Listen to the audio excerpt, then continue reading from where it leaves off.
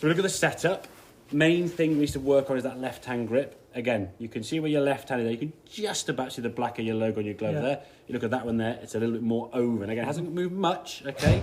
The little V that you've got there between kind of thumb and forefinger, that's kind of going up towards your right shoulder, where that one there is probably going up more in that way. So it's moved over 5-10 degrees, okay? Enough to reduce that side spin down from what it was to now what it's becoming, okay? And in a couple of weeks' time, whatever time frame in terms of practice and playing, if we can get that when your worst shots are, say, 1,1400 and your average ones are 1,000, your better ones are 750, as opposed to now your best ones are 1,000 and your bad ones are 3,000 or whatever, okay?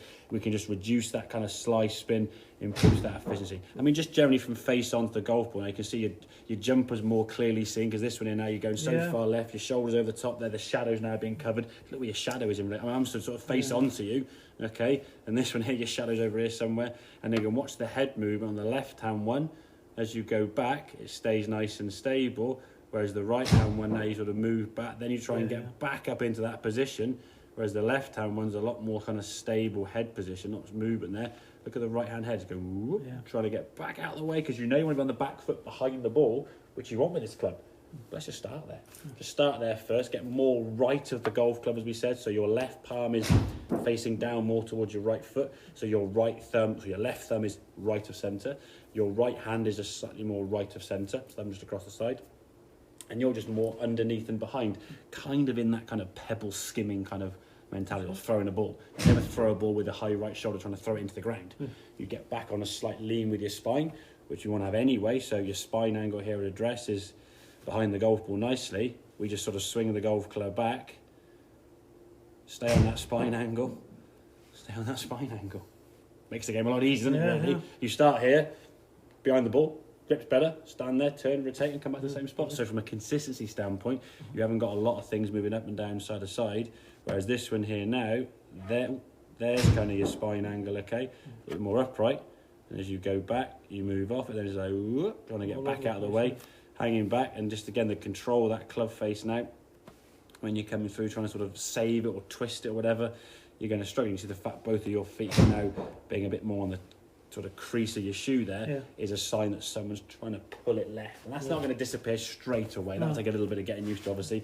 Once you start eventually, and I say eventually because it will happen, you start seeing a golf ball start just left of that white line and keep going further left, you go, oh bloody hell, I don't want to go too far left, I want to start going towards target, and then you better start shifting. That's again probably down another couple of lessons to go, really. Once the first and foremost, control the club face, get that club face squared up. The reason why you're slicing the ball is the face is aiming to the right. Okay. Generally, in part because of the position of your left hand, it's coming across kind of the under the lifeline of the glove there. Okay, and sitting on this pad when it should be sort of sitting down here underneath. So if you ever get wear and tear in this part of the grip, okay, that's not to show where the grip should go for that. Okay, it should be across the finger joint here now. So your thumb and palm sit on top, and this bit now sort of supporting the club rather than sitting under the lifeline there. And again, if your little finger's trying to grip on there, and that's sort of the grip there, there's daylight between us. This poor little finger just gripping on for dear life, just hanging on to try and keep hold of the club. So when you hold it, relax, there you go.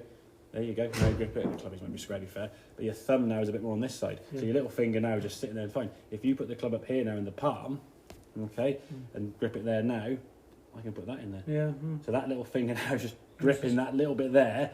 That's going to put under a lot of stress every single time you hit a golf ball. So when you hold a club, try and bring it on a bit more so your palm is facing the ground when you come in from that position. There you go. And if needs be, hold it a bit more kind of this angle, because now your hand will naturally stay in there, yeah? And that will give you the sensation of the thumb just right of centre, and the ability now for you to sort of turn the club face both ways. Even there, that should be loose. Okay, when I'm holding that golf club, I'm literally, you can move my thumb like that. There's no squeeze in the thumb. If you're squeezing down there and squeezing here, then your forearms are going to get tight. And if you want your forearms to be nice and loose, but to square that club face up, they got to loosen up. Okay, does that kind of make sense then, yeah? Brilliant. So better grip, slightly tilted at setter, but you have anyway. And we just stay there and get the control of that club. Your number you're looking on there is that side spin, okay? The launch angle she's come down, 12.5 degrees, not 21. So your efficiency of shot now has come down, or increased, should I say, massively, half the launch angle. 2/3 of your spin now has been taken off, and the ball's going 30, 40 yards further. So Okay, Excellent. bit of work, and we'll catch up again soon, mate. Yes. Lovely.